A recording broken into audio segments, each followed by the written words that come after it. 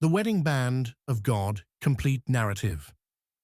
There are moments in life when the past doesn't just knock on your door, it sends you a message. For me, that moment came late one night as I sat on the edge of my bed, the soft glow of my phone lighting up the darkness. My Bible and wedding band rested on the nightstand, silent witnesses to the journey I'd traveled. As I scrolled through Facebook, a message popped up from Mike, an old friend I hadn't heard from in 20 years. "Hey man, it's Mike. Long time. The old gang's getting together. You in?" The words hit me like a wave. Suddenly, I was back in those days when we called our wild parties golf trips, making air quotes and laughing at the secret we all shared. Back then, I was running from God, lost in a world of lies, addiction, and empty pleasures. I remembered the faces, the laughter, the reckless abandon. I remembered the emptiness that always followed, the ache that no amount of partying could fill. But that's not who I am anymore. My life changed when I met the Messiah. I had been honest with my wife, Robin, about everything. Brutally honest. She knew the man I used to be, but she trusted the man I had become.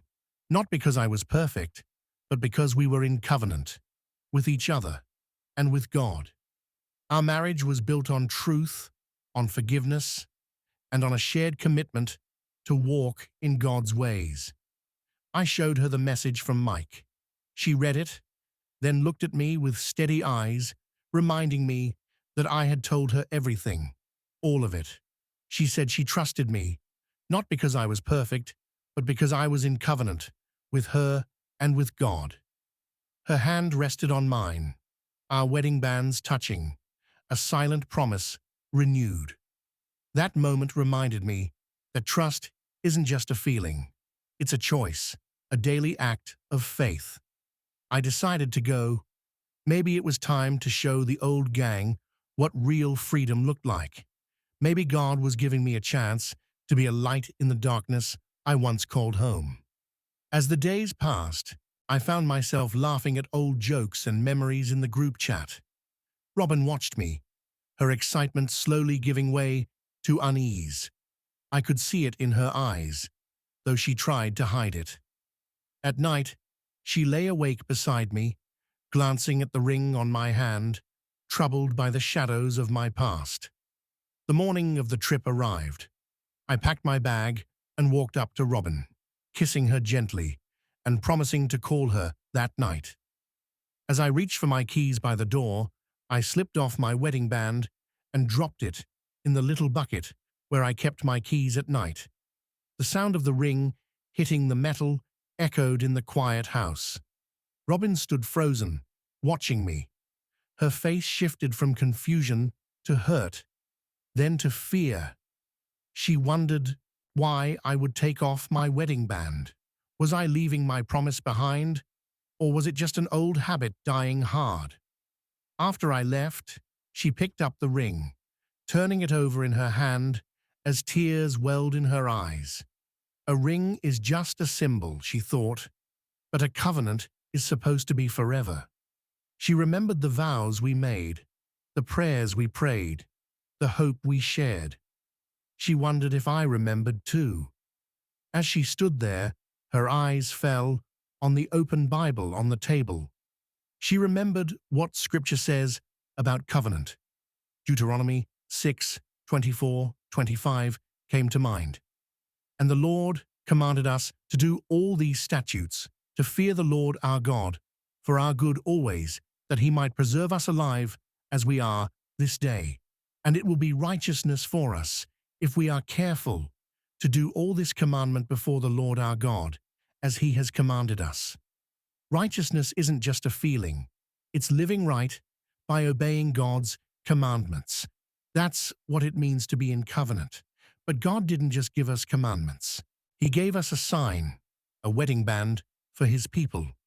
She read in Exodus 31, "Surely my Sabbaths you shall keep, for it is a sign between me and you throughout your generations, that you may know that I am the Lord who sanctifies you.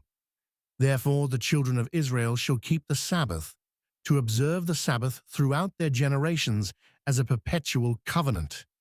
Just as a wedding band is a sign of a husband's covenant with his wife, the Sabbath is God's wedding band, a sign of his everlasting covenant with his people.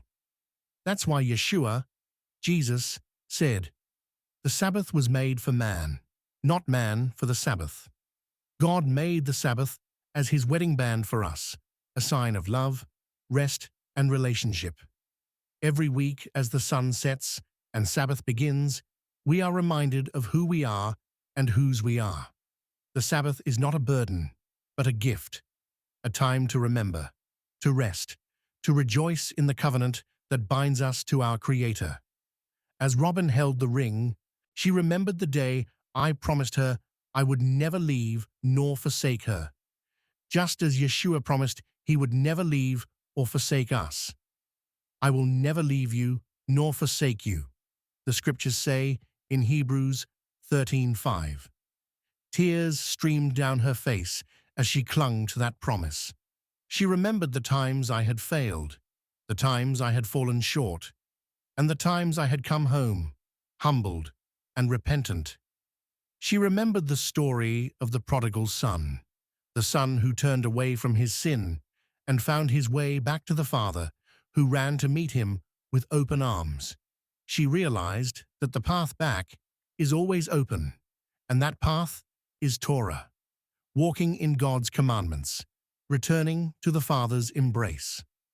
As the morning wore on, Robin sat in the quiet, praying for me, for our marriage, and for the covenant we shared. She asked God to guard my heart and to remind me of the promises I had made, not just to her, but to him. Then, just as the sun reached its brightest, the front door opened. The morning light poured in, illuminating me as I stepped inside, weary but determined. I walked straight to the bucket, picked up my wedding band, and slipped it back onto my finger. In that moment, I felt the weight of my choices and the grace of forgiveness. I realized how easy it was to fall back into old patterns, how quickly I could forget the signs of my covenant. I looked at Robin, my eyes full of humility and regret. I told her I was sorry, that I never wanted to leave her or the covenant we shared. I confessed that I now understood. The ring was not just a piece of gold, but the sign of our covenant. Just as the Sabbath is the sign of God's covenant with his people. I needed to guard this covenant, just as I needed to guard the Sabbath and keep it holy, just as the fourth commandment says.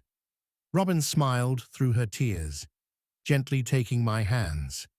She reminded me that just like the prodigal son, I had turned away from the old path and come back to the Father.